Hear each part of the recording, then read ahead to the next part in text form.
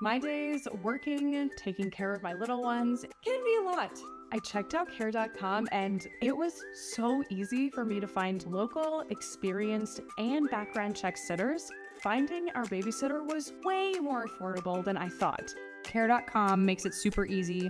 Search for qualified candidates. You can view their profiles, read reviews and ratings, check their availability, send messages directly, get the help that you need. Care.com should be every person's go-to. I'm Tim Fitzgerald at GoPowerCat.com. And I'm Scott Chasen with Fog.net. This is a replay of WIBW's TV show, The Drive. Here's this week's episode on the 24/7 Sports Podcast Network.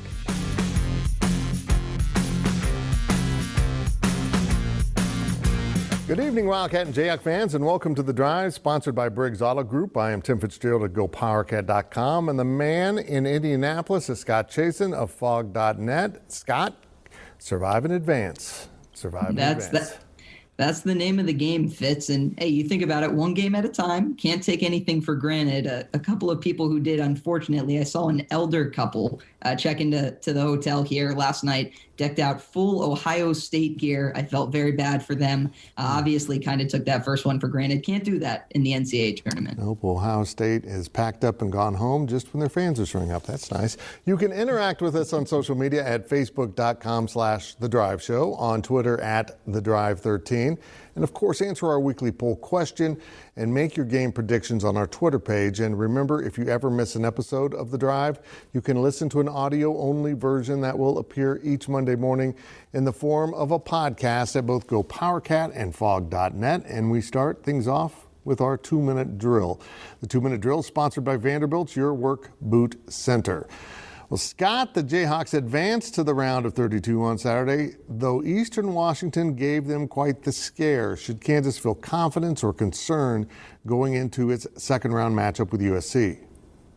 Fitz, I think a little bit of both is kind of the fair answer here. I mean, on the positive side, Kansas got David McCormick back, and what the Jayhawks got from their big man was probably more than could have been reasonably expected. In fact, Bill Self before the game said he thought McCormick might be able to go 7 to 10 minutes, best case scenario, each half.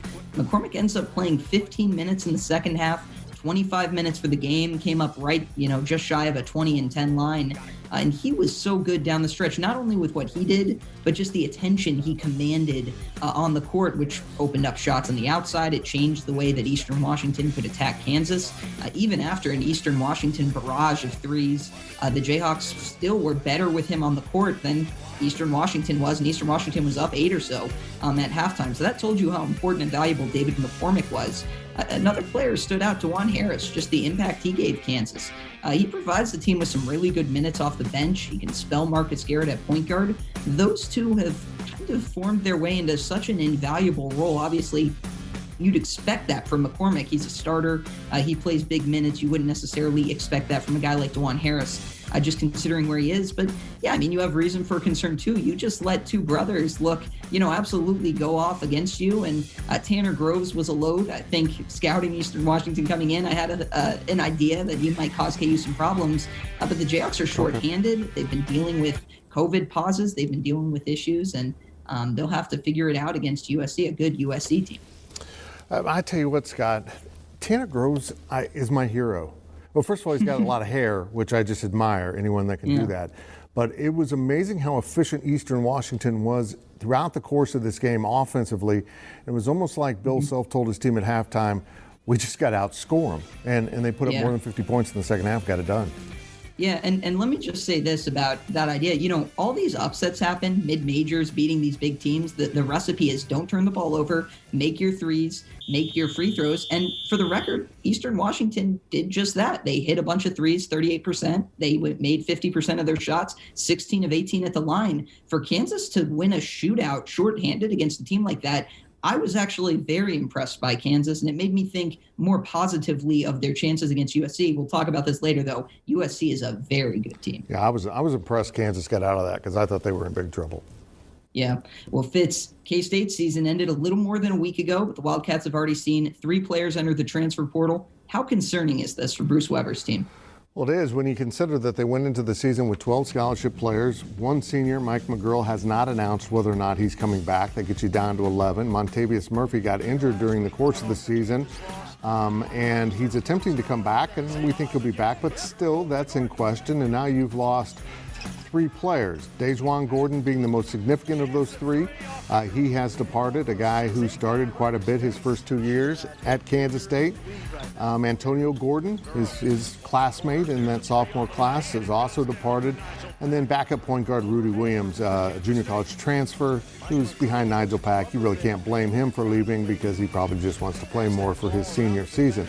Still, that kind of gets K-State down to 8 or 9 players for next season, meaning they have probably 5 open scholarships at this point, maybe 4, and they have already signed, this is an incredible stat, they've signed 13 guys in the last 2 recruiting classes. There were 5 players in that 2019 class, and Montavious Murphy's the only one left, and he's perpetually injured. He's got really bad knees, trying to make a comeback. That was supposed to be the foundation of the rebuild after losing the Big 3. Now that foundation is gone, and you're leaning on this 8-man recruiting class that came in last year. Rudy Williams leaves. It's 7 now.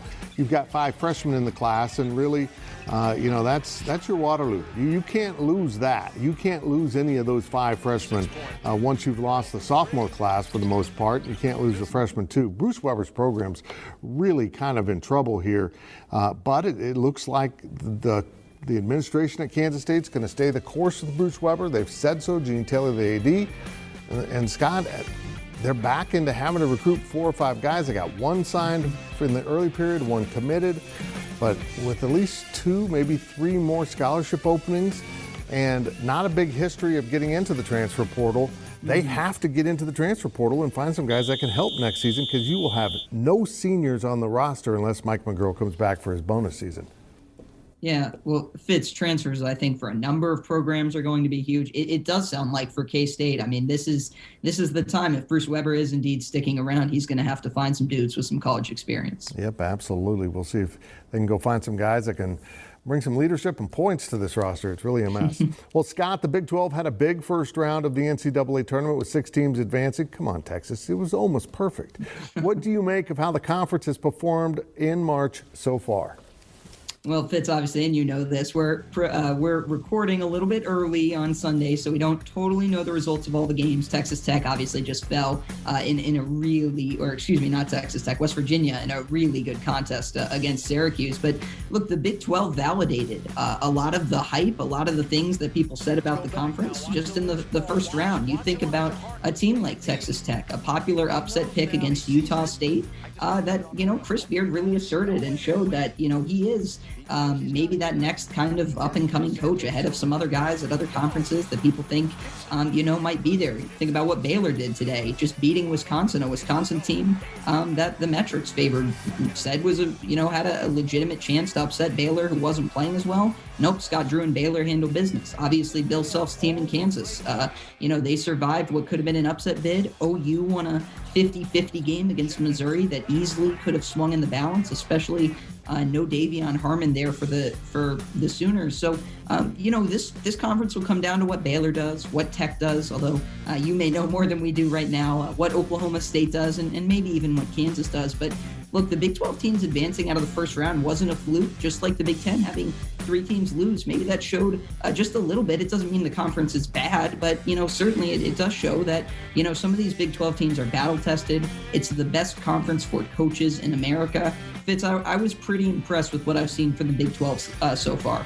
I was too. I thought the only team that didn't play well was Texas. They just weren't focused. They couldn't handle Abilene Christian for whatever reason. That was a physical mismatch that Texas still lost. I couldn't wrap my mind around how the Longhorns played so badly. And then West Virginia just ran into that Syracuse zone in the second round. And that's just a nightmare. I've seen K-State run into that zone, and it's just not fun on short preparation. Do you think we're going to end up with some teams in the Final Four from this conference? At least one? Yeah, I think one is probably the bet here, although I may not be the guy to ask. 3 of my 4 Final Four picks have already been eliminated. So I guess look out Gonzaga. But I still think the Big 12 has a great shot. About that Abilene Christian team, Bill Self said earlier today that team played the hardest he's ever seen a team play in his time coaching, period. That's obviously a pretty big compliment. That's what they do, though. They force turnovers. They draw charges. They make life miserable for the opponent. And certainly they did that for Texas. And the kid from Kansas City stepped up and hit the 2 free throws to win the game. Now, a quick look at your poll question results. The poll questions are brought to you by Midland Exterior. Love the home you live in. Call today for a free estimate. Here's last week's question. Will a Big 12 team reach the Final Four? I just asked Scott that same question. 56% of you think one will. 17 thinks there'll be a couple of them or more. Maybe seven in the Final Four. And C, no was 27%. Here is this week's question. What was the biggest surprise of the first weekend of the NCAA Tournament? And here are your answers. There's 4 of them. A, Oral Roberts over Ohio State. B, Abilene Christian over Texas. C, Syracuse upsets West Virginia on Sunday. Or D, Illinois upset by Loyola Chicago. And make sure you vote on our Twitter page at The Drive 13. Well, that will do it for the first half of the 2-minute drill, but we will be right back with more on KU and K-State on The Drive.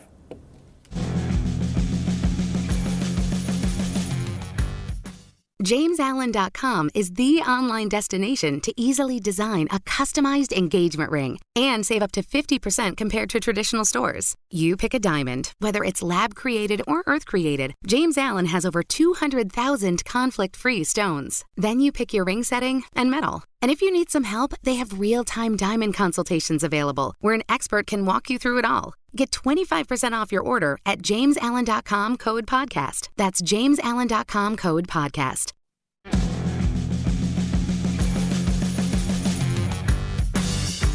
Welcome back to The Drive as we continue our weekly 2-minute drill. The 2-minute drill is sponsored by Vanderbilt, your work boot center. And Scott, you caught up with Bill Self earlier today. What's the latest on the status of Jalen Wilson? Will he be able to play tomorrow? And was Bill Self hard to catch? He seems like he might be had some good moves and it'd be really tough to track down. No, I was able to chase him down. No, of course, over Zoom and Fitz, yeah, it does look like Jalen Wilson's going to play. The NCAA did a really good job in terms of seeding teams and making sure the teams dealing with COVID-19 got to play on that Saturday rather than the Friday. That helped David McCormick go through a full day of practice Friday. For Jalen Wilson, KU draws the last game on Monday, and that's a best case scenario for Kansas. Maybe they would have liked the game an hour or two earlier, but Jalen Wilson will travel to Indianapolis. He will be there for the first time that Monday morning. He gets in 9:30 or 10. They practice at about 11:30 a.m. local time, and then it's a long wait for hours until the game. But honestly, that's perfect if you're Kansas. That gives you a chance to monitor him, to do the same thing you did with David McCormick, hook him up to a heart monitor, see how his body is responding and see how he's doing. And Bill Self, before David McCormick played, like I mentioned, he projected maybe 20 minutes for David McCormick. David McCormick blew through that. He said to media just earlier today that, Jalen Wilson could be maybe 3 minutes, maybe 10, maybe 15. And I saw a lot of people jump on that and say, no, it's the same thing as David McCormick. He's going to blow through that. But this situation's a little different because that projection on David McCormick was made. They had already checked him out.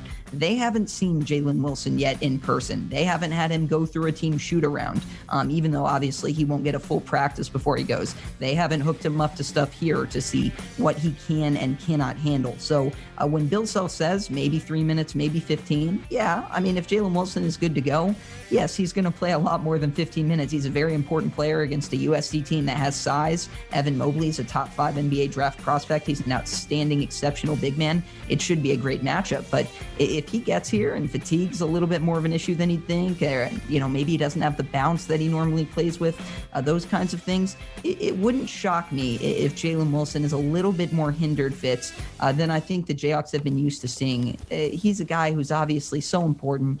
He's been so good. He's their 3rd leading scorer. He's their 2nd leading rebounder, or is their leading rebounder, their best defensive rebounder. They need him, but more importantly, they need to know what he can and cannot provide. You don't want to go into a game where you really can't tell with a guy and it's down to the second. You want to have that time. Yep. Looks like they got it. So they'll figure out what he's able to do and then let him play in the game. Very good. Well, Fitz, Skylar Thompson is actually taking non-contact snaps in spring football. So let's go to the gridiron for Kansas State. How good is K-State's quarterback depth? It's really remarkable, and it could be mostly because I didn't expect Skylar Thompson to be of any value here in the spring other than coaching. But he's coming back from a severe upper body injury. The timetable on his recovery was much longer than what it's actually taken him. And Chris Kleiman said he's throwing the ball around like nothing happened. We believe it was a torn pectoralis muscle, which is a pretty severe injury, particularly when it's on your throwing arm for a quarterback. But there he is. He's back. He's not in any contact, so whenever they get to any live drills, it'll be the young guys. And what a crew of quarterbacks they have for the backup job. We think it'll be Will Howard returning for his second season at Kansas State. He played in relief with Skylar much of last year, so that was really valuable time for him. And Jake Rubley, the 4-star recruit, comes in. He's a Colorado native, tried to play in Iowa, but only got in a game or two before he was shut down. Rubley is going to attempt a redshirt, and that means the third stringer will be Jerron Lewis, the kid who hasn't even seen the snap yet, but they rave about him and about his arm strength. And I think we're going to see them get a little creative with their use of quarterbacks. Courtney Messingham, the offensive coordinator, hinted at using a backup quarterback in more of a wildcat quarterback role. I wonder if that's, Jerron or Will Howard. Who would that be? But having Skylar Thompson back on the field is absolutely enormous for this team. He's fifth year, 6-year senior. He gets that bonus season. He would have gotten another season because of the injury anyhow. But just having Skylar around the program is enormous. But having him be able to take snaps in practice, even if it's non-contact, is a huge benefit. But this really sets up the quarterback position for years to come at Kansas State with some really, really good depth. And I think everyone's a little excited to see Jake Rubley. And the cool thing is now with the new rules, he could play if they want to 4 games next season without burning his red shirt. So it really does mean their depth at quarterback is very impressive. Yeah. Fitz, the thing that stands out about quarterbacks to me, and I don't mean this as a slight at all to Skylar Thompson, who I actually think is underrated, but experience, especially late in your career, can take a pretty good player and turn him into a really good one. It would not shock me at all, even coming off an injury, as Skylar Thompson shows a lot next year. I would agree. And now we step out of bounds, and Out of Bounds is brought to you by Copeland Insurance Agency, part of your community for more than 60 years. Well, Fitz, Loyola Chicago, you recognize that name, eliminated K-State in 2018, and then Sunday took out Illinois, a top seed, coached by Kansas native Brad Underwood. Fitz, how do the Ramblers do it? Oh my gosh, they're so efficient. It's absolutely incredible. I find Porter Moser, their coach, one of the more intriguing guys in the profession to me, because before he went to Loyola, he'd won 35% of his games or something. He was not, a hot commodity, and this really seemed like an odd hire even for a Missouri Valley program. And now he's really established himself as a great college coach. And they've got a wall of culture there where they have everything that all the players need to pay attention to when they're on the court. Scott, they pay attention to everything. This team is so efficient, offensively and defensively. They know what they want to do on each and every possession. They come down on offense and run great sets, get good looks at the basket. And if they're hitting baskets, because they can score inside and out, they're really tough to outscore because you go down on the other end. And defensively, they're just absolutely amazing. They're really fun to watch unless it's your team playing them. And of course, they went to the Final Four at K-State's expense in 2018. And now they took out my champion in my bracket, Illinois. And they had Illinois never led in this game. They had them on the mat. They just wouldn't let them up. It was really impressive to watch. Yeah, Fitz, the comparison I could make that I think every single person can relate to is you go to the rec gym, you play with people who don't know how to play versus those who really know how to play. And it's just so much easier and fun and exciting and creative, and people know how to cut and you can make good passes and the ball moves. That's what it almost feels like sometimes. They just have a bunch of dudes who are good and who know how to play at such a high level. Don't always see that in the college game. It is really great to see. Yeah, the 40-year-old guys in City League that you're not impressed with in warm-ups and then they bash your teeth in. It's just exactly what it is. Now let's hear from the fans. Our fan question this week is, I saw the Jayhawks are an underdog to USC. Do you think that's fair? And that's from Ted in Topeka. Yeah, 1.5 point underdog, depending on where you look. I do think that's fair. USC, very similar to Loyola Chicago, is a team that was actually ranked top 10 in KenPom, the sports analytics site. So some people are very high on them. Now, they don't have the best record in the world against some of those top teams, but just matchup-wise, if you think about it, Evan Mobley, 7-footer, athletic, so skilled, so much ability, especially defensively, 3.5 blocks a game. I'm not sure how Kansas necessarily, with a depleted front court, really matches up against the Mobley brothers. Kansas has struggled with length. This is a matchup to me where Kansas has to hit 3-point shots. That's been hard for Kansas this year. So I think being a slight underdog, even though the seed line would say 3 versus 6, I think a slight underdog is fair here. And keep in mind that the Pac-12 went unbeaten in the first round. It was really impressive. Remember to ask us your questions on our Facebook page and on Twitter at The Drive 13. And when we return, we look at our predictions here on The Drive.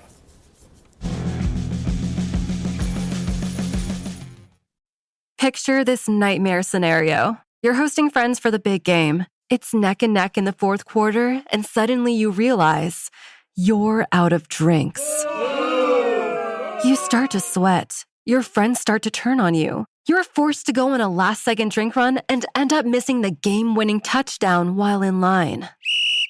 Terrifying, isn't it?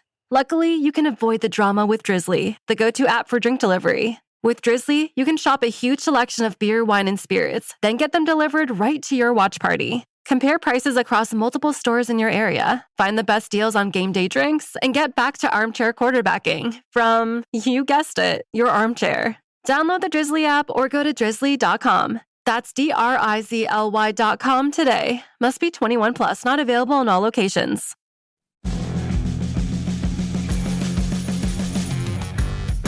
Welcome back as we head down the home stretch of this week's show. Now it's time to take a look at our predictions. And remember to make your weekly predictions on our Twitter page at The Drive 13. Let's look at last week's results if we have to. The viewers went 2-1. Scott went 2-1. The other guy went 1-2. It's one of the most pathetic showings of picks in the history of sports. Here's this week's picks, and we're going to start off with the third-seeded Kansas Jayhawks and number 6 USC. We didn't go with the spread. We just did a pick 'em to make it easier. Scott, you're going with? I think I'll take USC in this one. Too much size, too much athleticism would not shock me if Kansas won, but I think I'm picking USC. Okay, I'll take the Jayhawks on that one. Next is number 5 Colorado and number 4 Florida State. Another matchup that we're going in with a pick 'em. You say? Well, Fitz, analytics loves Colorado. They make their free throws. They don't turn it over. Give me Colorado to keep their roll going. I'm with you on Colorado. I'm a fan. I saw them early in the year. That's who K-State opened with in one of their first 2 games. Our last game of the week is number 1 Michigan, 5.5 point favorite over number 8 LSU. I thought that was an intriguing line at only 5.5. Who do you have? Fitz, I'll mix it up. Give me LSU, make it interesting. Maybe they don't win, but they certainly give them a scare. Very good. I will take Michigan happily. I'm pretty confident that means LSU will win. Again, make your picks on our Twitter page at The Drive 13. And now it's time for our On the Clock segment. On the Clock sponsored by Carpet One, by Local for a strong local community. We start with Scott Chasen in Indianapolis. Well, Fitz, I mentioned having 3 Final Four teams already out in my bracket. And you know what? When the first one went down, Ohio State, I found myself rooting for Oral Roberts to spring the upset just because it's so much more fun. That's what March Madness is. If your bracket is like mine, it's a complete mess and ruined. Root for the chaos. Embrace it. Enjoy it, because that is truly what makes March Madness so special, I think. And really the best sporting event, in my opinion. Not the best way to crown a champion, but it is the best sporting event out there. It's a blast. It's an absolute blast. You're right. Just kind of go with it. I didn't know going into this tournament whether we'd have just follow the seeds because of COVID or it'd be a total mess. Well, it's kind of fallen in between.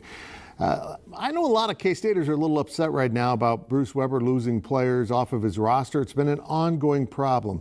But the transfer portal is gigantic this year. So many players are going into it for various reasons, whether it's they went sideways on team rules or academics, or they just want to find a new home.